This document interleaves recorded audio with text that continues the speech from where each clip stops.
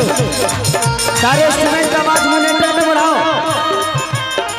सारे इंस्ट्रूमेंट का आवाज मॉनिटर में बढ़ाओ। सोना भाई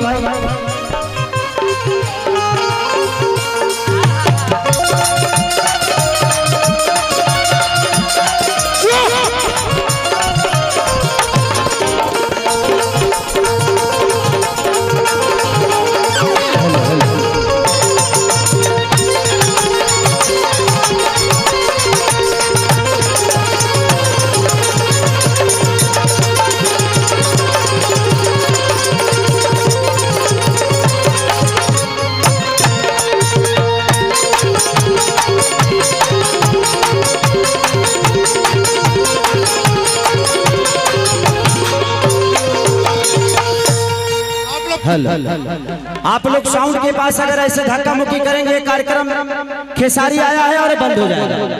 तो साउंड के पास है जितने भी वॉलंटियर हैं, लाठी डंडा लेकर साउंड के पास आप लोग रहिए, ताकि कोई साउंड के पास धक्का मुक्की ना करे, नहीं तो ये कार्यक्रम बंद हो जाएगा। तो साउंड के पास से लोगों को हटा दीजिए, इधर से भी और उधर से भी। मैम सबसे पहले इस नवादा के धरती को, रजौली के धरती को, जितने भी मेरे लोग हैं सबको पैर छू के प्रणाम कर रहा हूं।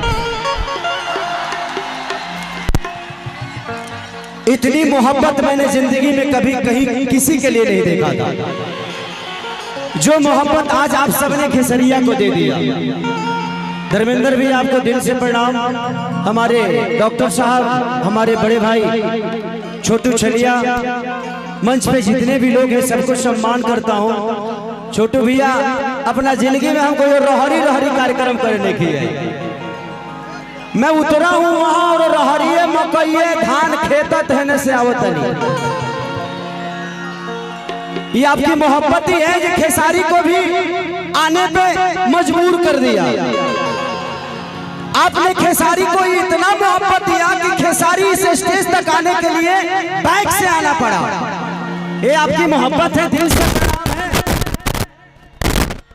कि ये मोहब्बत कभी कम मत करिएगा अपने बेटा के लिए, कम नहीं करेंगे।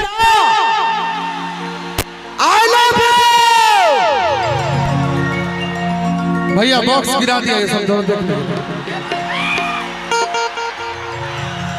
यहाँ से बॉक्स गिर गया, ये कार्यक्रम बंद हो जाएगा। यहाँ से प्लीज आप लोग वॉलंटियर जो भी लाठी डंडा लिए हैं आप लोग हटाइए, लोगों को यहाँ से हटाइए।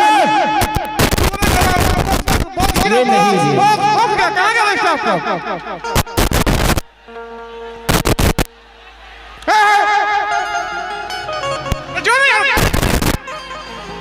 ये बॉक्स गिरा दिए आप लोग।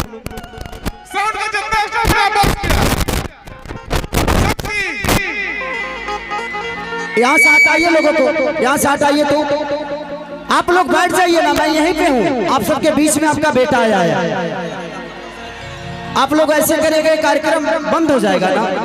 मैं इतना खेत पकड़ के धान के खेत ला के आया हूँ सिर्फ आपकी मोहब्बत के लिए, आपसे प्यार करने के लिए आया हूँ ना। क्या अपने भाई को इतना नाराज करोगे आप सब कि एक धनी चलिया बाटना में बढ़ो दुकतना ए जानू चलिया बाटना।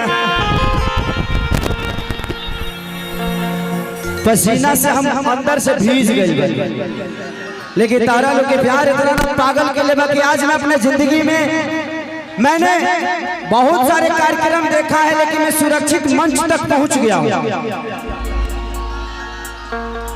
लेकिन पवन माने हमारे डॉक्टर साहब, पवन भैया और हमारे छोटू भैया, हमारे धर्मेंद्र भैया, सबके दिल से प्रणाम। मंच पे जितने भी मेरे गार्जियन स्वरूप लोग हैं, एक बार आशीर्वाद दे दीजिए ताली बजा के। इधर से भी सबको प्रणाम कर रहा हूँ, क्योंकि सबको मिल नहीं सकता, तो आप लोग वहीं से आशीर्वाद दे दीजिए अपने बेटा को। आप लोग यहाँ से साइड हो जाइए, क्योंकि लोगों को देखने में तकलीफ हो रही होगी।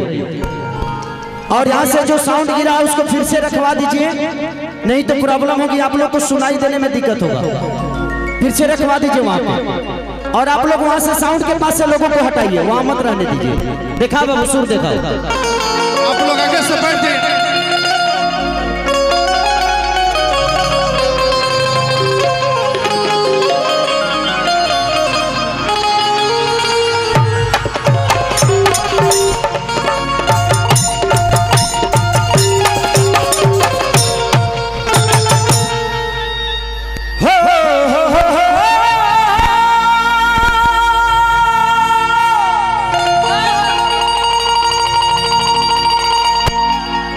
हो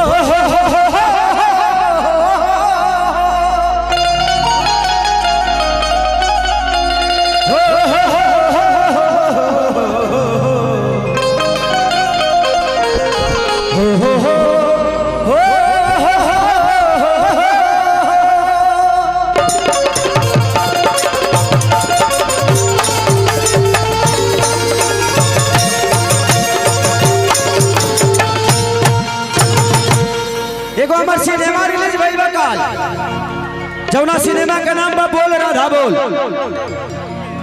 अच्छा अरे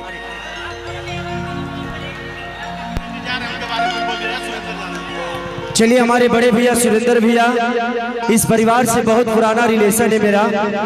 मैं आपको देख नहीं पा रहा हूं, लेकिन वहीं से अपने भाई को आशीर्वाद दे दीजिए। और हमने सुना ही था सुरेंद्र भैया के बारे में, और आज उनके सामने कुछ कहने का मौका मिला। कृपया कर मंत्री जी गाड़ी के आगे से भीड़ हटाइए, मंत्री जी भीड़ हटाइए। तो दिल से प्रणाम है सुरेंद्र भैया को कि हर 5 साल से ऐसे ही मंत्रालय आपके जिम्मे रहे कि आपका छोटा भाई आकर और आपका आशीर्वाद लेकर जाए यहाँ से। बोल राधा बोल। देखो गाना भी हमारा आज रिलीज भेज बा।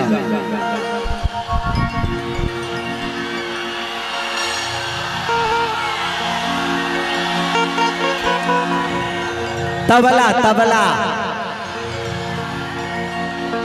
उसकी हीरोइन भी फंसी हुई है, जो नम्रता मल्ला है, वो फंसी हुई है जाम में। अगर मैं चाहता हूं कि प्रशासन अगर थोड़ा सा खाली करा देगा तो नम्रता भी दिल्ली से मैंने को बुलाया था इसी कार्यक्रम के लिए। आज तबला मेरा रिलीज हुआ और आप लोगों ने इतना प्यार दिया कि वो फिर से ट्रेंडिंग में आ गया। इतना प्यार दीजिएगा कि कल वो 1 नंबर पे आ जाना चाहिए। आएगा ना? आई लव यू दिखाओ।